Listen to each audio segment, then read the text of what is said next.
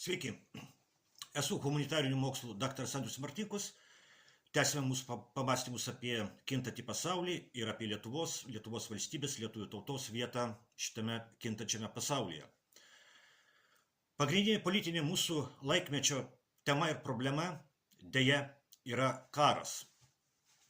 ES globalistai ruošiasi karui su Rusija. Kol kas jie kariauja su Rusija Ukrainoje ir deda visas pastangas, kad karas Ukrainoje nesibaigtų. Todėl ES globalistai, taip pat ir tie, kurie yra Lietuvos valdžioje, įnirtingai priešinasi Jungtinių valstijų prezidento Donaldo Trumpo taikos planui. Rusijos prezidentas Putinas pareiškė, kad priima Trumpo planą kaip atspirties tašką deryboms dėl taikos Ukrainoje, bet ES globalistams nereikia taikos Ukrainoje. Taikos Ukrainoje nereikia ir korumpuotam, rusofobiškam Ukrainos režimui vadovaujamam Zelenskio. Todėl ES globalistai ir jų statytinis Zelenskis kabutėse patobulino Trumpo planą taip, kad Rusijai neliktų nieko kito, kaip tik atmesti šį planą ir toliau tęsti karo veiksmus. ES globalistų ir jų statytinio prasivogusio Ukrainos režimo strategija yra paprasta. Jų tikslas yra tęsti karą iki ateinančių metų rudens, kai Jungtinėse valstijose vyks rinkimai į kongresą, tai yra į Jungtinių valstijų parlamentą. ES globalistai tikisi, kad tose rinkimuose respublikonai pralaimės, nugalės demokratai ir Trumpo galimybės vykdyti savarankišką užsienio politiką bus labai apribotos. O kol kas ES globalistai griauna bet kokias pastangas siekti taikos Ukrainoje. Kol kas ES globalistai, apiplėšdami pačias Europos tautas, iš paskutiniųjų remia prasivogusi diktatoriaus Zelenskio režimą, kuris demonstruoja, kad yra pasirengęs kariauti tol, kol ukrainiečiai pasibaigs. Lietuvos piliečiai, dauguma Lietuvos piliečių, ne iki galo supranta, kaip viskas yra rimta. Dauguma Lietuvos piliečių ne iki galo supranta, kad ES globalistai iš tikrųjų nori karo su Rusija. Dauguma Lietuvos žmonių yra normalūs žmonės, kurie supranta, kad karas yra blogis. Dauguma Lietuvos žmonių nenori karo. Ir vis dėlto dauguma Lietuvos rinkėjų prezidento ir Seimo rinkimuose balsuoja už globalistų karo partijos atstovus. Kodėl taip yra? Mano paaiškinimas yra tik vienas.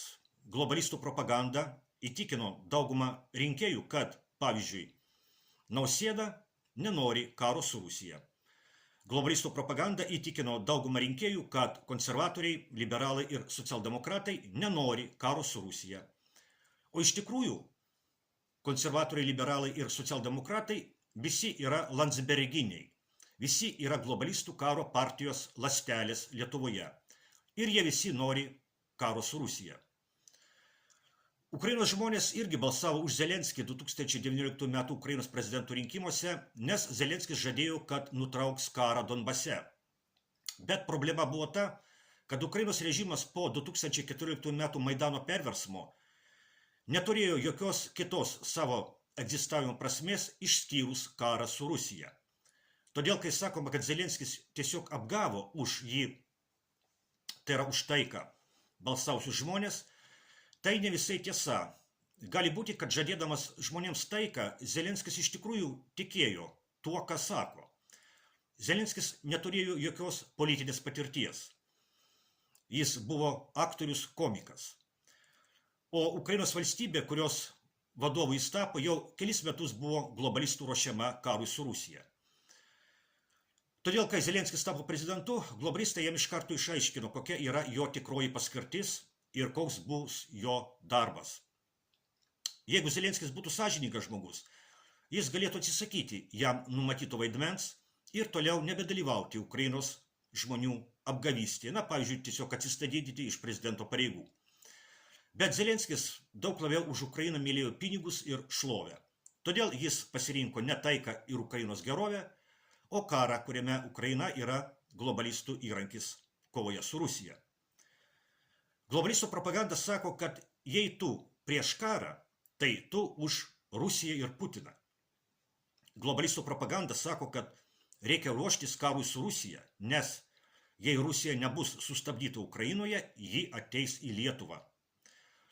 Bet globalistų propaganda kukliai nutyli, kad 2014 metų Maidano perversmas Ukrainoje kaip tik ir buvo globalistų organizuotas tam, kad negrįžtamai pastatyti Ukrainos valstybę ant karo su Rusija kelio. Ukrainos režimas, kaip globalistų karo su Rusija įrankis, galutinai buvo sukurtas valstybės perversmo Maidane metu. Ir Lietuvos režimas, Lietuvos globalistinė valdžia labai aktyviai dalyvavo Maidano perversme. Lietuvos režimas labai aktyviai dalyvavo kuriant Ukrainą kaip karo su Rusija įrankį. Prisiminkime, kaip Vytautas Landsbergis rėkė Kijeve: "Создайте Майдан по всей Украине", sukurkite Maidaną visoje Ukrainoje. Dabartinis Ukrainos režimas yra ir Lietuvos landsberginio režimo darbo vaisius. Todėl, kai Lietuvos globalistų propaganda sako, kad Ukraina kariauja ne tik už save, bet ir už Lietuvą, reikia būti budriems. Ukrainos režimas kariauja ne tiesiog už Lietuvą. Ukrainos režimas kariauja už globalistinę ir landsbergistinę Lietuvą. Ukrainos režimas kariauja ne už taikius Lietuvos žmonės, Ukrainos režimas kariauja už vakarų globalistų karo partiją Lietuvoje. Būtent Ukrainos režimas kariauja ne už taikius Lietuvos žmonės, Ukrainos režimas kariauja už vakarų globalistų karo partiją Lietuvoje. Ir šita vakarų globalistų karo partija atėjus laikui, atėjus, kaip dabar madinga sakyti, valandai X, nedvejodama pavers Lietuvą naujų karo su Rusija mūšio lauku. Vieni sako, kad ta valanda X ateis 2030 metais, kiti, kad dar anksčiau, bet esmė yra ta, kad pagal globalistų karo partijos logiką, jeigu Rusija nebus nugalėta Ukrainoje, karas su Rusija turės bus tęsiamas kitose mūšių laukose. Tol, kol Rusija bus nugalėta mūšio lauke. Ir jeigu tas mūšio laukas bus Lietuva, pagal globalistų karo partijos logiką, tai nieko tokio. Negaila paaukoti kažkokią Ukrainą arba kažkokią Lietuvą tam, kad pasiekti tokį didelį tikslą – nugalėti Rusiją. Globalistai yra mirties kultūros nešėjai. Globalistų tikslas yra valstybių, tautų, religijų, tradicinių vertybių mirtis. Pasak Vytauto Landsbergio garbėtos Nijolės Oželytės, po 100 metų Lietuva išnyks ir tai anot jos bus gerai. Jei po 100 metų Lietuva vis tiek išnyks, tai kodėl joje nepakariavus su Rusija jau dabar? Juk negaila. Tokia yra globalistų ir jų statytinių Lietuvoje logika. Bet ar ji tinka normaliems lietuviams ir kitiems Lietuvą mylintiems žmonėms?